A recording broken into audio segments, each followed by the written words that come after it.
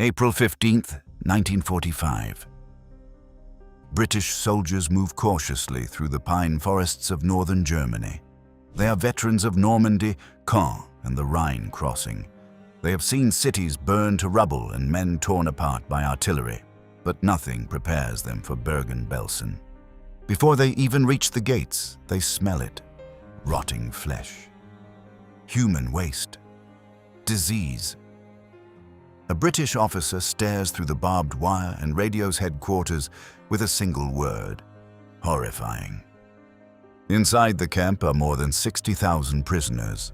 Thousands are already dead. Thousands more are dying where they lie. Too weak to stand, too starved to speak, too far gone to understand that liberation has arrived. Corpses cover the ground between the barracks. Children wander aimlessly beside piles of bodies. Typhus spreads unchecked through overcrowded huts, where the living sleep beside the dead. One British doctor will later describe Bergen-Belsen as a world that God forgot. And somewhere inside that collapsing nightmare is a 15-year-old Jewish girl from Amsterdam. Her name is Anne Frank. Just months earlier, she had still been writing in her diary, writing about fear, hope, and her belief that people were truly good at heart. Now she is starving, sick with typhus, imprisoned inside one of the most horrific concentration camps in Nazi Germany. She will die here only weeks before British troops arrive. Bergen-Belsen was not built as an extermination camp like Auschwitz or Treblinka. There were no gas chambers in its original design.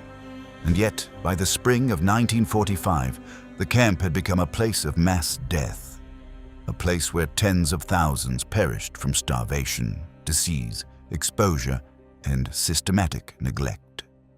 This is the story of how that happened. How a camp intended for detention became a human catastrophe.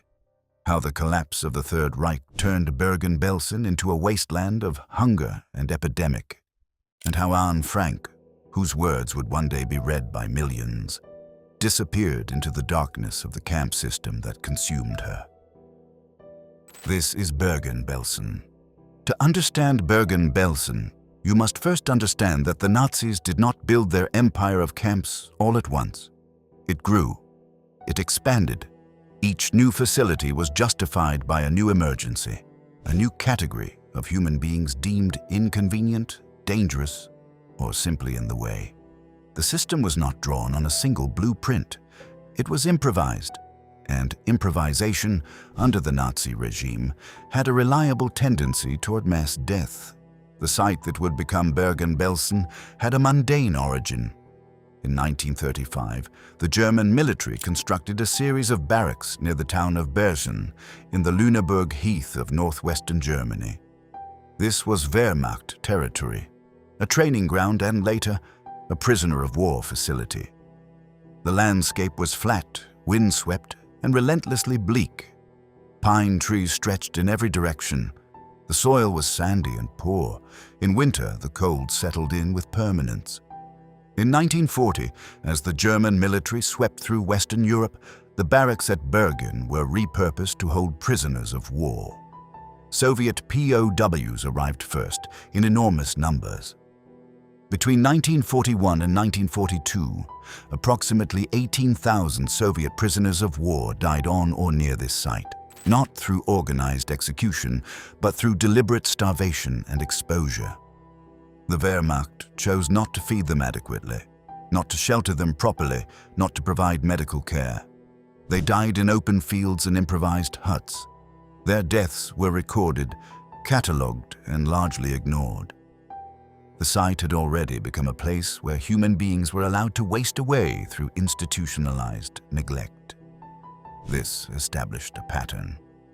Bergen-Belsen was a place where bureaucratic indifference could do the work that bullets and gas did elsewhere. In April 1943, the SS formally took over a portion of the site. The man responsible for its initial configuration was SS Hauptsturmführer Adolf Haas. Under his administration, the camp was designated a Aufenthaltslager, a residence camp. This was a telling name. The fiction it maintained was that Bergen-Belsen was not a punishment facility, it was a holding area. Prisoners here were, theoretically, being kept alive for a purpose. That purpose was exchange. In the labyrinthine world of wartime diplomacy, Nazi Germany occasionally held Jews with foreign passports or connections to neutral nations as potential bargaining chips. Human currency to be traded for German nationals held abroad, or for cash, or for goodwill from the International Red Cross. These prisoners were designated Austauschjuden, or exchange Jews. They arrived with their families intact, allowed to keep more of their possessions than prisoners sent east. Some were even permitted to wear civilian clothing. By concentration camp standards, conditions at Bergen-Belsen in 1943 were not catastrophic. But conditions at Bergen-Belsen in 1943 were not 1944, and 1944 was not 1945. The transformation of Bergen-Belsen from a cynical but functional holding facility into one of the most lethal camps in the Nazi system required one essential ingredient: the collapse of everything else. As the Allied forces advanced from the west and the Soviet forces pushed from the east, the Nazis began evacuating their eastern camps: Auschwitz, Majdanek, Stutthof. The camps that had processed millions were now suddenly in danger of being liberated, their crimes exposed. The SS responded with forced marches and, in many cases, with transfers. Prisoners who survived the death marches were shipped westward, and the western camps, including Bergen-Belsen, became the repositories of this flood. Bergen-Belsen was not built to hold these numbers. Its infrastructure, such as it was, had been designed for a fraction of the population now pouring through its gates. The water system was inadequate. The food supply was insufficient, the barracks were overwhelmed, and the SS administrators, now under the command of Josef Kramer, who took over from Haas in December 1944, made no serious effort to correct any of this. Kramer had come from Auschwitz. He had supervised the gassing of prisoners there. He was not a man who viewed the deaths of prisoners as a problem requiring his intervention. He was, by his own later admission, aware of the conditions in his camp. He did not consider them his responsibility to resolve. The stage was set. Tens of thousands of human beings were about to be compressed into a space designed for far fewer, with less food than they needed to survive. In winter, with a typhus epidemic already beginning to spread through the barracks. What happened next was not an accident. It was the predictable result of choices made at every level. From the architects of the evacuation policy to the guards who turned away from the dying. But who were these prisoners? Where had they come from? And among them, who was Anne Frank? By the autumn of 1944, Bergen-Belsen held multiple distinct populations, each living under different conditions, each representing a different calculus of Nazi policy. To walk through the camp was to walk through the full taxonomy of persecution, the systematized sorting of human beings into categories of usefulness, danger, and disposability. The exchange Jews who had arrived earliest were held in what was called the Sternlager, or Star Camp, named for the yellow stars the prisoners were required to wear on their civilian clothes. Conditions here were relatively stable in the early period. Prisoners slept in barracks, received some food rations, and were permitted a degree of routine. The Nazis maintained the fiction that these prisoners might still be useful. Some were.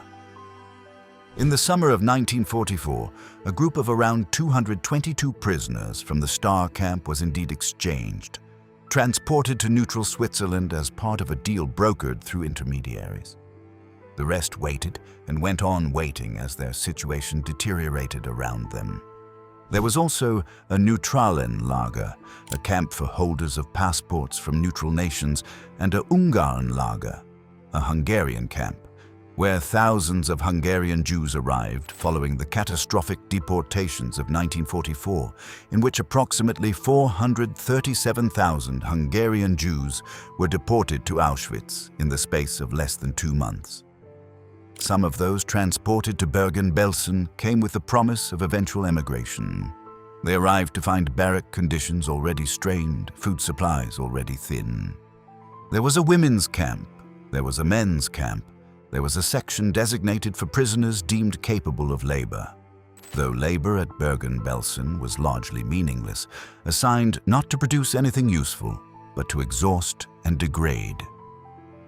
There was a tent camp erected in the autumn of 1944 when the barracks could no longer absorb the incoming prisoners. A storm in November of that year destroyed most of the tents. The prisoners who had been sheltered in them were left with nothing. Into this environment, in late October 1944, arrived two sisters from Amsterdam. Margot Frank was 18 years old. Anne Frank was 15. The story of how they came to be at Bergen-Belsen is the story of 2 years in hiding. The story the world knows from the diary Anne kept in the concealed annex at 263 Prinsengracht, Amsterdam. On August 4, 1944, the hiding place was raided. The German security police, acting on information from an informant whose identity has never been definitively established, arrested the 8 people living in the annex. Otto Frank, Anne and Margot's father, would survive. He was one of the last prisoners to be liberated from Auschwitz in January 1945. Their mother, Edith, died at Auschwitz in January 1945. Anne and Margot were transported first to Auschwitz, arriving in September 1944. They underwent the selection process that awaited all arriving prisoners. The line of men and women in striped uniforms, the SS officers pointing left or right, life or death decided in seconds. Anne and Margot were assigned to forced labor. They were tattooed. They were separated from their mother. In late October or early November 1944, the exact date is uncertain, Anne and Margot Frank were transported from Auschwitz to Bergen-Belsen. They were among thousands of women transferred west as the Soviet advance made the continued operation of Auschwitz untenable. They arrived to a camp that was already buckling. Anne Frank was not famous when she arrived at Bergen-Belsen. She was a child, thin, shorn, tattooed with a number, wearing the clothing she had been issued at Auschwitz. She was one among tens of thousands. She carried no diary with her. The diary had been left behind in the annex, discovered after the arrest and preserved, almost miraculously, by Miep Gies, one of the helpers who had sheltered the family. Anne did not know the diary still existed. She did not know it would survive when she did not. What she knew was what was in front of her: the barracks, the roll calls, the cold, and the hunger that deepened with each passing week. She was not alone. Bergen-Belsen in late 1944 held people from across occupied Europe: Dutch, Polish, French, Hungarian, Greek, Belgian, and more. Whole communities had been compressed into this space. Families were in some cases still together, which was unusual by concentration camp standards. But togetherness offered diminishing comfort as conditions deteriorated. The winter of 1944 to 1945 was coming, and Bergen-Belsen was about to become something far worse than even its current inhabitants could imagine. Something was spreading through the barracks. Silent, invisible, lethal. The epidemic had already begun. The typhus bacterium does not care about borders, ideology, or bureaucratic category. It travels in the body louse, a parasite that thrives in the conditions of overcrowding, poor sanitation, and insufficient clothing. By the winter of 1944, Bergen-Belsen had all three in abundance. Typhus had been present in the camp before. In earlier periods, it had been manageable, not because the SS was diligent about containment, but because the population was smaller and the infrastructure, inadequate as it was, had not yet completely collapsed. By late 1944, containment was no longer possible.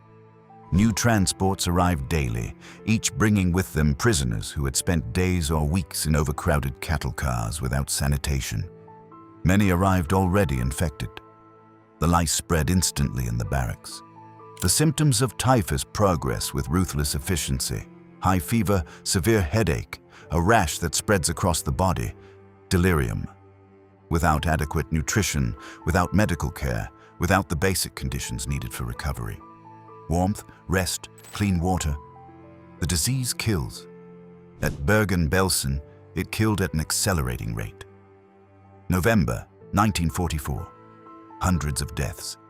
December, more. January 1945, the numbers climb sharply. February, the camp is in a state of uncontrolled epidemic. Josef Kramer was aware of the typhus outbreak. He reported it to his superiors. He requested additional supplies, additional medical personnel.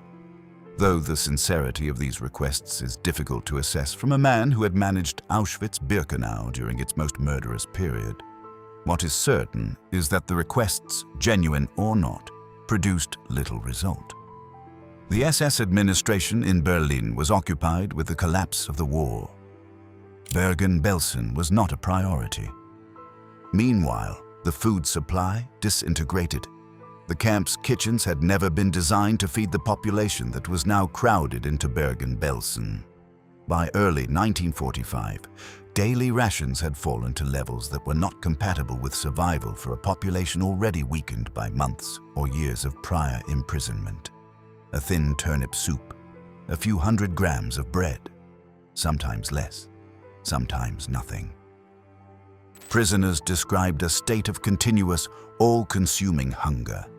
It is a specific kind of suffering, not the sharp pain of injury, but a hollow, devouring absence that erodes concentration, compassion, and the will to continue. Prisoners who had arrived at Bergen-Belsen, already diminished by years in other camps, found their reserves exhausted with terrible speed. Water was also scarce. The camp's water system broke down repeatedly during this period. Prisoners drank from contaminated sources. The combination of dehydration, starvation, and typhus created a cascade of physical collapse that the camp's medical facilities, already minimal, already overwhelmed, could not address. The dead accumulated faster than they could be processed. In normal operation, concentration camp administrations kept meticulous records of prisoner deaths, a grim bureaucratic habit born of the need to account for the labor force. By early 1945, Bergen-Belsen's record-keeping had broken down. The dead were stacked in barracks, piled outside, left where they fell. By liberation, British soldiers would count mass graves containing tens of thousands of bodies. Many of the victims would never be individually identified. Among the dying in these months were Anne and Margot Frank. The precise circumstances of their final weeks are known primarily through the testimony of survivors who were with them. Hannelie Goslar, Anne's childhood friend from Amsterdam, had also been transported to Bergen-Belsen. The two girls, friends since childhood, separated by war and deportation, found themselves on opposite sides of a wire fence dividing two sections of the camp. Hannelie later described calling out to Anne through the darkness, throwing a small package of food over the wire. The package was stolen by another prisoner. Hannelie threw another. It reached Anne. In her testimony, Hannelie recalled Anne telling her, "I have nobody left." This was not entirely true. Margot was still alive, barely. But it was emotionally true in the way that mattered. Anne had lost her sense of a future. She had seen things that could not be unseen. She was ill, she was cold, she was starving. Margot died first, likely in late February or early March 1945, though the records are too fragmented to establish a precise date. Anne died shortly afterward. Survivor testimony places her death in late February or early March 1945. She was 15 years old. Bergen-Belsen would be liberated 6 to 8 weeks later. She did not know that liberation was coming. She did not know that the diary had survived. She did not know that the world would eventually know her name. She simply died in a barracks, in winter, in the dark. But the darkness of Bergen-Belsen extended far beyond a single barracks, a single family, a single tragedy. Tens of thousands more were still dying around her. A system of organized neglect requires administrators. Bergen-Belsen did not operate through chaos. It operated through a chain of command that extended from the individual guards on the ground to the SS leadership in Berlin. Understanding how it functioned requires understanding the men who ran it, who followed orders, and who, in some cases, went considerably beyond what orders required. Josef Kramer arrived at Bergen-Belsen in December 1944, transferred from Auschwitz-Birkenau, where he had served as commandant. His career in the SS had been built on a series of appointments to positions of increasing lethality. He had served at Dachau, at Sachsenhausen, at Natzweiler Struthof, where, in 1943, he supervised the gassing of 80 Jewish prisoners whose skeletons were then sent to the University of Strasbourg for a collection being assembled by an anatomy professor. He was not a man who required much persuasion to participate in atrocity. At Bergen-Belsen, Kramer's management style was characterized by a combination of administrative indifference and direct brutality. He was aware, in specific and detailed terms, of the conditions in his camp. He knew that prisoners were dying of starvation. He knew about the typhus epidemic. He knew that the dead were accumulating faster than they could be handled. His response was to maintain the appearance of order. Roll calls continued. Punishments for perceived infractions continued, while doing nothing substantive to address the crisis of mass dying occurring around him. In his later trial testimony, Kramer would claim that he had done what he could, that the situation was beyond his control, that he had requested supplies and been refused. British investigators found these claims unconvincing. The evidence showed that Kramer had received some additional food supplies in the final weeks before liberation and had failed to distribute them adequately. The evidence showed that he had maintained a personal staff whose conditions were significantly better than those of the prisoners. He was, in the assessment of the court that tried him, directly responsible for the deaths of thousands. Irma Grese was among the most notorious of Bergen-Belsen's female guards. She had served previously at Auschwitz, where she had been responsible for the women's camp, and her reputation for cruelty had preceded her arrival. Survivors described her as arbitrary, violent, and apparently indifferent to the suffering she caused. She was 22 years old when she arrived at Bergen-Belsen. She was 22 when the camp was liberated and she was arrested by British forces. The guards at Bergen-Belsen were not, in the main, ideologically committed SS fanatics selected for their ferocity. Many were ordinary men and women who had been assigned to guard duty and who adapted to an environment in which prisoner abuse was normalized, tolerated, and, in some cases, encouraged. The camp environment created its own moral logic. The prisoners were already categorized as subhuman by the ideology that had imprisoned them, and the daily reality of mass dying made individual deaths seem unremarkable. Guards who might, in other circumstances, have been unremarkable people became participants in a system of organized cruelty. This was the same observation Hannah Arendt would make about Adolf Eichmann at his trial in Jerusalem in 1961. The banality of evil, the capacity of ordinary human beings to commit or enable extraordinary crimes when those crimes are framed as administrative necessity and embedded in institutional routine.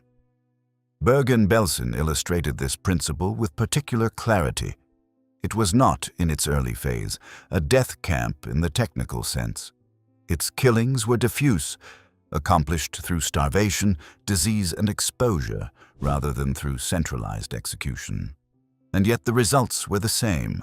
The people died, and the people responsible for their deaths were, in many cases, men and women who would have described themselves as simply doing their jobs.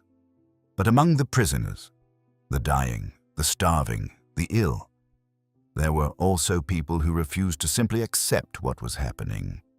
There were acts of care, of sharing, of maintenance of human dignity in circumstances designed to eliminate it. How did the prisoners survive?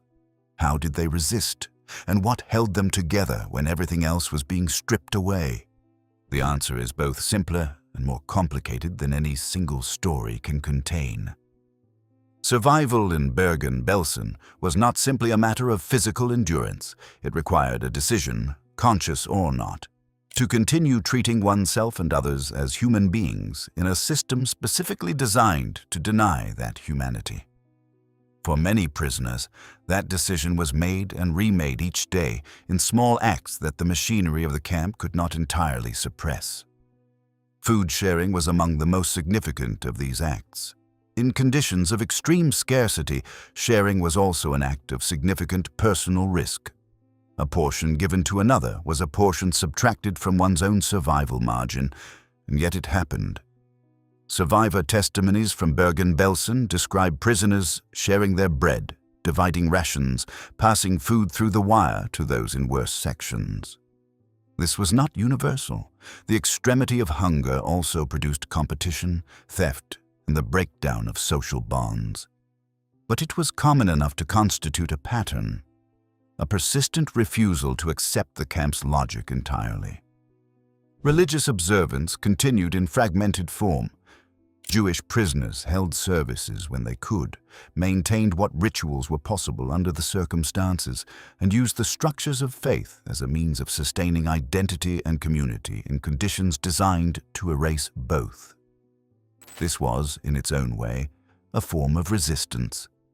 The insistence that one remained a person with a history, a tradition, and a place in something larger than the camp. Some prisoners maintained intellectual and cultural life, however attenuated. People who had been teachers, doctors, musicians, and writers carried those identities inside the wire. They told stories.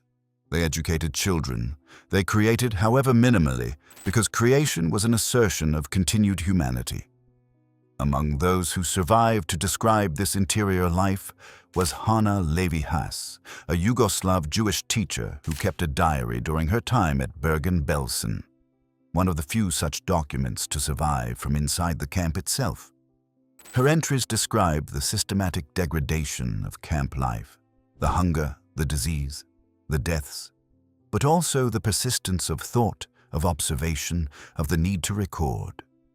She wrote because writing was a way of insisting that what was happening was real, that it was wrong, and that someone, somewhere, would need to know.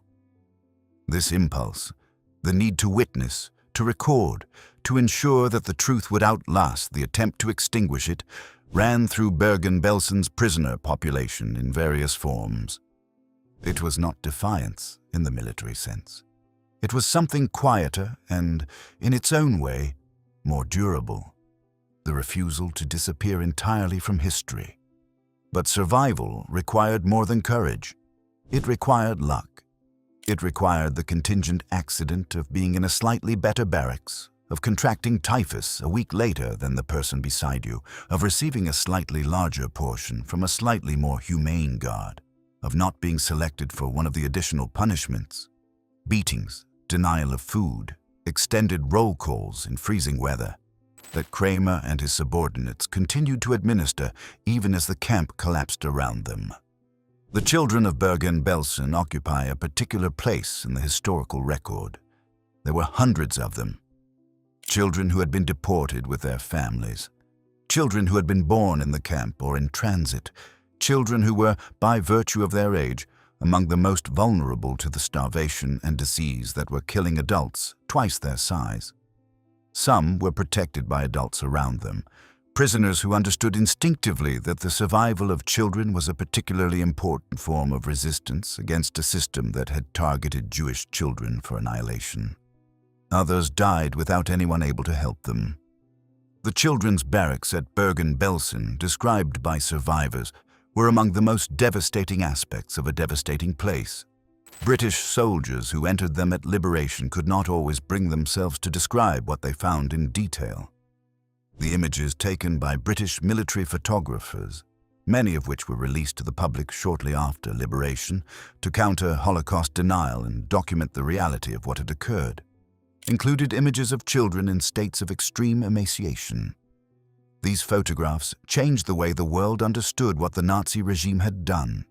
But the world had not yet arrived. It was still 6 weeks away, and between the moment Anne Frank died in her barracks and the moment British soldiers reached the gate, the killing continued.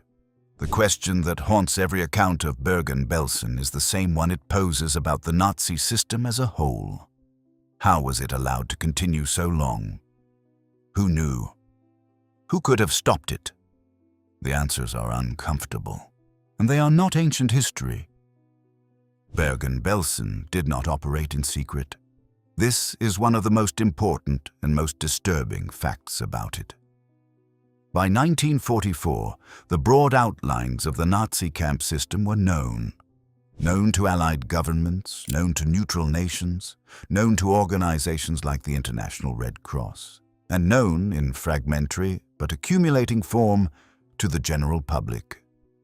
The International Red Cross had, in fact, visited Bergen-Belsen. In March 1944, a delegation was permitted a carefully controlled tour of what the SS presented as a model facility. The delegation saw the Star Camp, the section where exchange Jews were held under relatively better conditions, and produced a report that, while noting some concerns, did not convey the full reality of the camp's operations. The Nazis had managed the visit with practiced skill, presenting a sanitized version of reality to observers who had limited ability to verify what they were seeing. This was not the only such manipulation. The Red Cross visit to Theresienstadt in Czechoslovakia in June 1944 was similarly managed. Prisoners were coached, conditions were temporarily improved, and the visiting delegation was guided along a carefully selected route that avoided the worst of what the camp contained. The Red Cross later acknowledged that its wartime inspections had been inadequate and that the organization had failed to act more forcefully on the information available to it. What did the Allied governments know?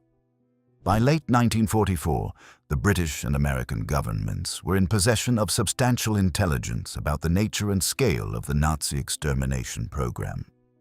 The Auschwitz Protocols, a detailed report on the killing operations at Auschwitz-Birkenau, compiled by 2 escaped prisoners in the spring of 1944, had reached Allied intelligence services. The deportation of Hungarian Jews had been extensively reported. Jewish organizations in both Britain and America had been pressing their governments for action, bombing the rail lines leading to Auschwitz or the gas chambers themselves, for months. The decision not to bomb Auschwitz, made by both British and American military and political leadership, has been debated by historians ever since. The arguments made at the time centered on the logistical difficulty of precision bombing, the priority of military targets, and, in some quarters, a reluctance to be seen as fighting a specifically Jewish war. Whatever the reasoning, the decision meant that the killing continued with Allied full knowledge that it was continuing. Bergen-Belsen was less central to these debates because it was not, initially, understood to be a site of mass killing in the same way. Its horror was of a different kind. Slow, diffuse, generated by neglect rather than by organized execution. But the result was the same, and by early 1945, the camp was among the most lethal places in Nazi-controlled territory. The German civilian population in the surrounding area was also not entirely ignorant. The town of Bergen was close enough that the smell from the camp, particularly as the bodies accumulated in early 1945, was perceptible under certain wind conditions. Local residents later claimed ignorance of the camp's operations. Historians have found this claim, at best, incomplete. The camp employed local civilian workers in some capacities. The SS personnel who served there lived in the surrounding area and had contact with the local community. Knowledge did not translate into action. This is one of the persistent realities of the Holocaust. Awareness, at multiple levels, did not produce the interventions that might have saved lives. The reasons for this failure are multiple and complex. Bureaucratic inertia, ideological complicity, moral cowardice, and a systematic effort by the Nazi state to make the full truth as difficult as possible to confront. But in early April 1945, the calculus was about to change. The front lines were moving. The Allied advance had accelerated. Bergen-Belsen was now within range of British forces, pushing northeast through Germany. Josef Kramer, facing the imminent arrival of enemy forces, opened negotiations, not to surrender the prisoners, but to arrange a formal handover that might protect him from immediate arrest. He failed in that aim. But before the British soldiers arrived, there would be one more catastrophe. One more act of abandonment so complete that even within the context of Bergen-Belsen, it stands as its own distinct horror. On April 12, 1945, representatives of the German military and SS met with British officers from the 8th Corps to negotiate an agreement regarding Bergen-Belsen. The Germans were not offering to free the prisoners. They were asking for a ceasefire zone around the camp, ostensibly to prevent the spread of typhus to German and Allied forces in the area. The British agreed to the zone but made clear that the camp itself would be occupied by British forces within days. On April 15, 1945, the first British soldiers entered Bergen-Belsen. What they found was beyond any framework their training had provided. Approximately 60,000 prisoners remained alive in the camp, though alive covered a spectrum that ranged from those still capable of movement to those who could do nothing but wait for death. Approximately 13,000 unburied bodies were scattered across the grounds. The barracks were packed beyond capacity. Many prisoners were too weak to stand. Many were incontinent, lying in their own waste, their bodies having ceased to perform basic functions. Richard Dimbleby, a BBC correspondent who entered the camp with the British forces, broadcast a report that was so extreme in its descriptions that BBC editors initially refused to air it, believing the public would find it impossible to credit. Dimbleby insisted that every word was true. He had seen it himself. He had walked among the dead and the barely living. He had watched British soldiers carry skeletal children out of the barracks. He was not exaggerating. The BBC eventually broadcast his report, with a preface stating that its content had been verified by the correspondent's superiors. It reached a public that had heard about the camps, but that had not, until this moment, been confronted with a first-person account of such specificity and such evident personal anguish. Dimbleby's voice cracked as he spoke. He was not, professionally, a man given to visible emotion. The medical emergency was immediate and overwhelming. The British Army's medical services deployed quickly, but the scale of what they faced was unlike anything in their experience. Typhus cases numbered in the thousands. Starvation had progressed to the point where food itself had become dangerous. Stomachs too severely compromised could not absorb nutrition normally, and a number of prisoners died because they were given food too quickly. Medical staff learned over agonizing days that refeeding had to be done with extreme care and at extremely low initial volumes. Despite these efforts, the deaths did not stop on April 15th. They continued for weeks. 13,000 prisoners died after liberation, saved from the SS, but not from the damage the SS had done.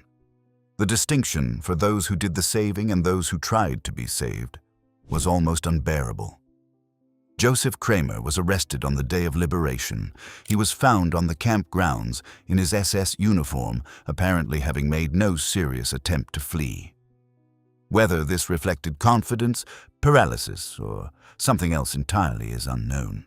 He was taken into custody by British forces and ultimately tried at the Belsen trial, one of the first major war crimes trials of the post-war period, held in Lüneburg in September and October 1945.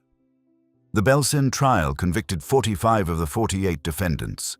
Kramer was found guilty on multiple counts and sentenced to death. He was executed by hanging on December 13, 1945. Irma Grese, at 22, was also convicted and executed on the same day. She remained to the end, apparently unmoved by the proceedings. The camp itself was burned to the ground by British forces in May 1945 to halt the spread of typhus. The barracks that had held tens of thousands of prisoners were set alight. SS members were in some cases compelled to participate in the burning, forced to handle the bodies of the dead before the structures were destroyed. A British newsreel camera recorded some of this process.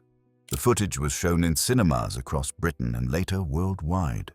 Where Anne Frank's body lay among the dead of Bergen-Belsen is not known. She was never individually identified.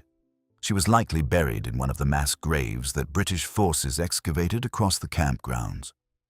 A memorial stone has been placed at the site. Simple, low, bearing her name. Around it, in the spring, wildflowers grow. The heath stretches to the horizon. The pine trees are very still, but her diary survived, and through it, something of her life. Not just her death, not just her victimhood, but her intelligence, her humor, her anger, her longing, her belief that people were fundamentally good. That survived, too. The question of what to do with that survival, what it means, what it demands of us, is one that the world has been grappling with ever since. The trial was over. The bodies were buried. The camp was ashes. But Bergen-Belsen was not finished demanding something from the living. Bergen-Belsen today is a memorial site in the Lüneburg Heath, administered by the state of Lower Saxony. The camp structures are gone, burned in 1945. The ground since overgrown with grass and low heath plants. What remains are the mass grave mounds, long, gentle undulations in the earth, marked with simple plaques bearing approximate numbers. Here rest 5,000 dead. Here rest 2,500 dead. The numbers are approximations because the precise counts were never known. The ground holds more than the records do. A documentation center opened at the site in 2007, designed by a Berlin architectural firm and built with the specific intention of neither dramatizing nor diminishing what occurred. The exhibitions inside are comprehensive and carefully researched. Photographs, documents, survivor testimonies, personal objects recovered from the site. They are not easy to look at. They are not designed to be. The number of visitors who come to Bergen-Belsen each year runs into the hundreds of thousands.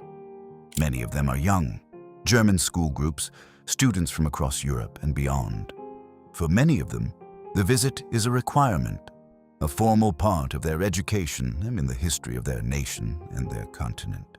For some, it is the first time they have confronted this history in a physical, embodied way, standing on ground where the dead lie beneath their feet. The documentation of what happened at Bergen-Belsen continued long after 1945. Survivor testimony, collected by organizations like the USC Shoah Foundation and Yad Vashem in Israel, has preserved thousands of individual accounts. These testimonies constitute one of the most significant archives of the Holocaust. A record not of dates and numbers alone, but of experience, of memory, of the specific texture of what it was to live through this. Among the most important of these voices is that of Hannelie Goslar, Anne Frank's childhood friend who survived Bergen-Belsen and emigrated first to Switzerland and then to Israel. Hannelie became a nurse, raised a family, and spent decades giving testimony about Anne and about the camp. She died in Jerusalem in October 2022 at the age of 93. Until the end, she insisted that the story of Bergen-Belsen and the story of Anne Frank was not simply a story about the past. It was a warning about the present.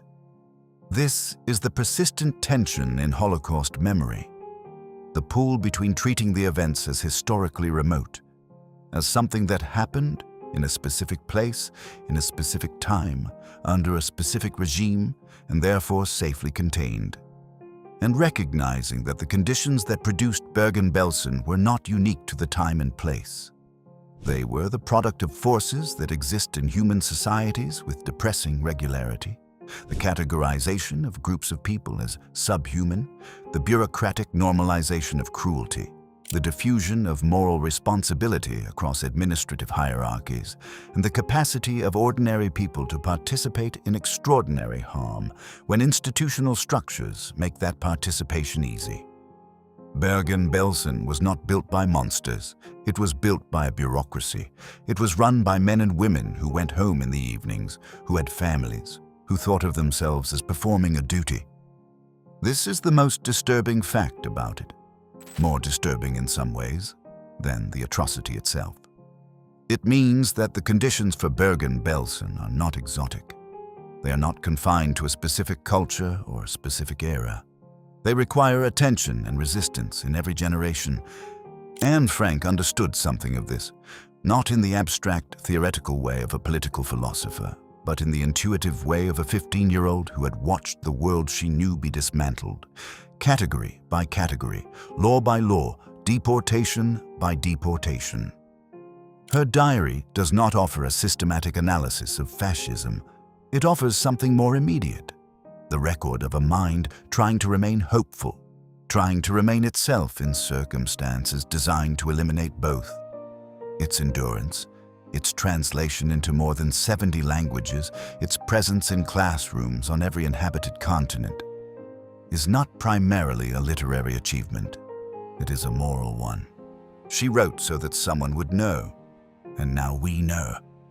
The question Bergen-Belsen places before every visitor, every reader, every generation that inherits this history is not simply, how did this happen? The question is, what are we willing to do to ensure it does not happen again? That question does not have a comfortable answer. It does not have a final one. But it has to be asked. It has to be asked every time memory fades, every time the lessons seem to have been learned, every time the distance between the present and 1944 seems wide enough to be safe. Because the distance is never as wide as it appears. The barracks are ash. The wire is gone. The ground is green. But beneath it, 50,000 people. And above it, the obligation not to forget. If this story moved you, challenged you, or helped you see the Second World War differently, it would be an honor to have you join our growing community. Subscribing isn't just a click. It's a way to support more powerful stories, more forgotten voices, and more truth from the past. So if you believe these stories matter, hit that subscribe button, and let's keep building this journey together. And don't forget to leave a comment. We read everyone and love hearing your thoughts. Until next time, keep exploring history with Epic War. Keep asking questions. Keep seeking the truth.